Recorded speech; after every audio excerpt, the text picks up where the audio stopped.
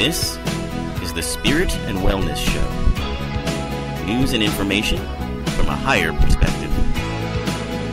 With your host, Harry Wilkinson.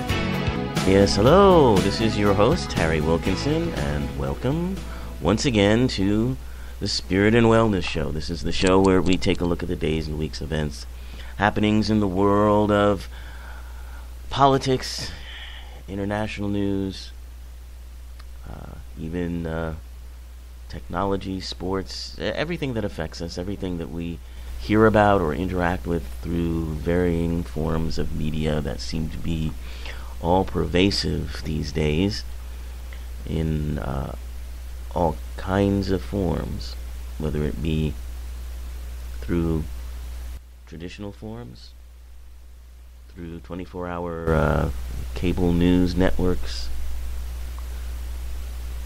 from the radio on your way to and from work or driving around town, from your cell phone, from your Facebook page or your social media page, however it is that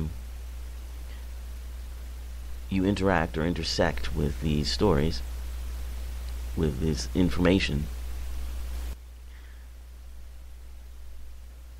it is, it can be overwhelming. So we take a step back and we take a look at it from a higher perspective. And from a higher perspective, we see something going on. We might even be able to detect patterns of things, themes, if you will, that arise. And we take this step back by removing judgment,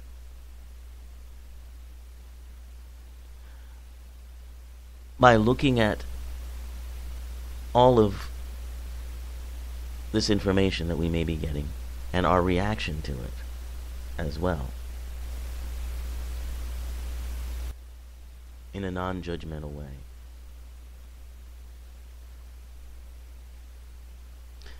Often these stories are put together, presented in a way that is, designed to capture the most attention possible and to push buttons, either buttons of fear or buttons of anxiety, buttons of concern.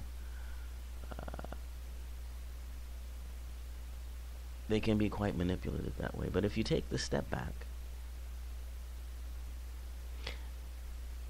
and you come at it from the perspective, which I think is really sort of a metaphysical perspective, in that we are, as beings that are connected, as beings that are one, we are actually creating this environment that we interact with on a much higher level. We're creating it in a way that we can, in our mundane or everyday form, experience things that remind us of who and what we are. So taking that step back is a way of removing yourself from the sort of ping-pong back and forth, good, bad,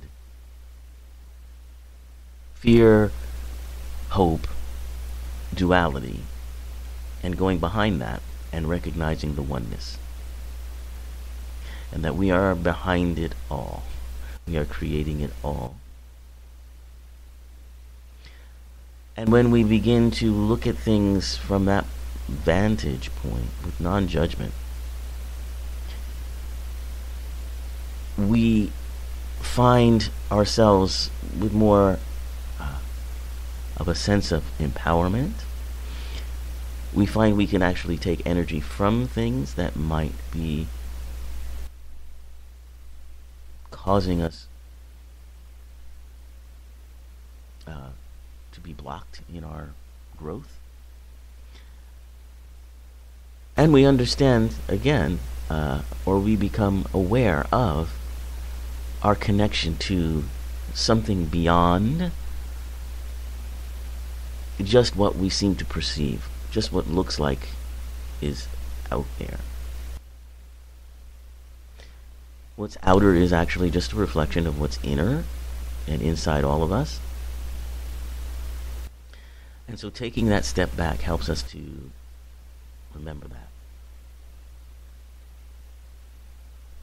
It's, I think, a wellness issue, which is why I call it the Spirit and Wellness Show.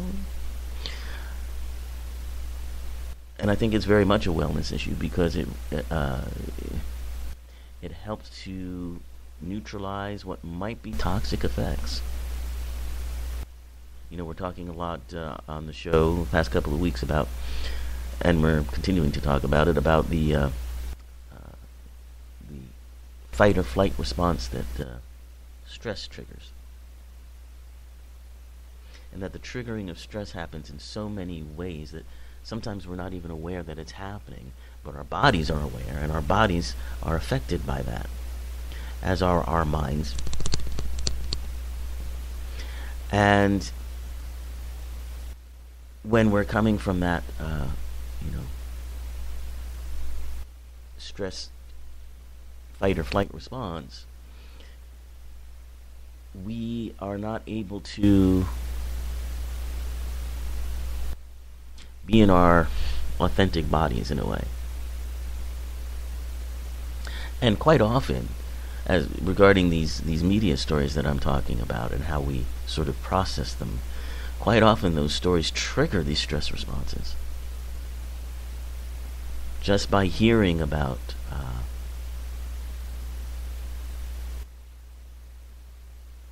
hurricanes and recently what's been mostly in the news is the terrible mass shooting, which we'll get to. All of these things, they trigger stress responses in us. And we might not be aware of it and how badly they are affecting us, but they're affecting our health. And you can see it on a national and global scale, but particularly nationally, when we see the rates of people with diabetes and high blood pressure and all of those illnesses, or just less concrete sort of illnesses, such as feelings of anxiety, inability to sleep at night. These are the effects of the triggered stress response. And much of our media today, being based on numbers and getting as many people to watch or listen, so that ratings get higher, so then more money can be charged for advertising and so forth and so on.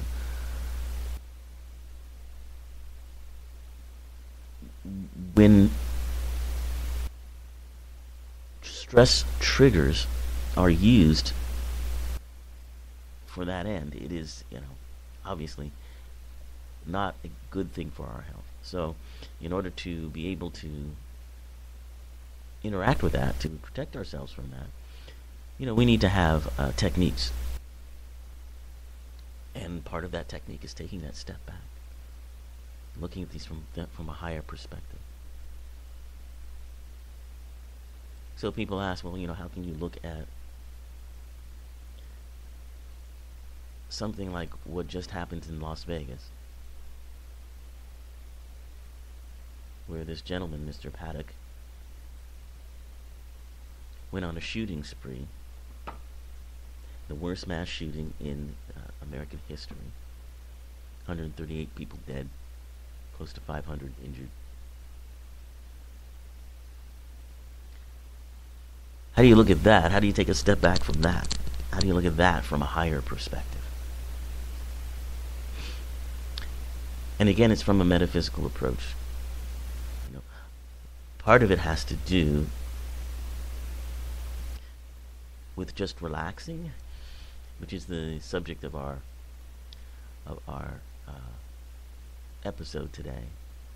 And again, I can already feel eyes rolling. How do you relax in a situation like that? If you're caught up in the middle of it, obviously you can't. Obviously, you would, for very good reasons, have a fight or flight response if you happen to be in Las Vegas, in that concert, experiencing that. That's not what I'm talking about. I'm talking about how we feel about it as observers, as people maybe connected to those who were there,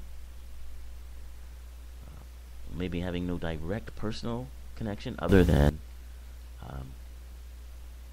being a human being and seeing this happen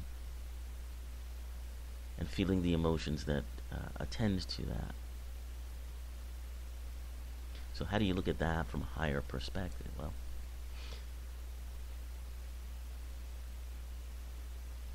from the metaphysical perspective, if we look at what that event has meant for us, what it reminds us of, how it connects us, and the energy, the thoughts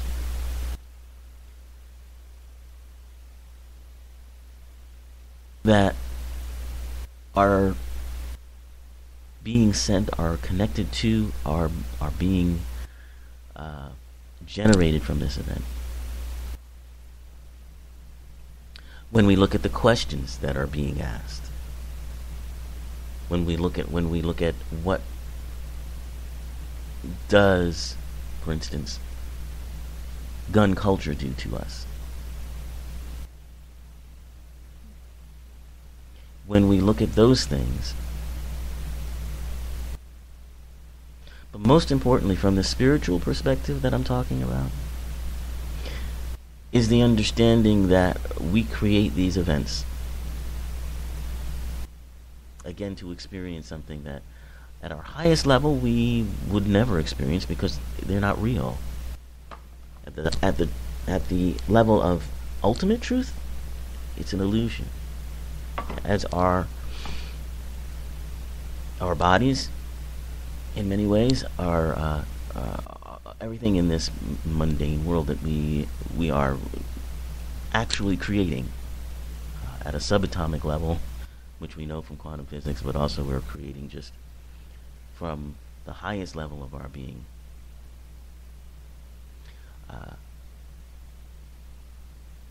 And the energy, the souls, if you will, of the people who come forward to be part of this. And those are the people who we've lost, at least from the physical body perspective. These are souls that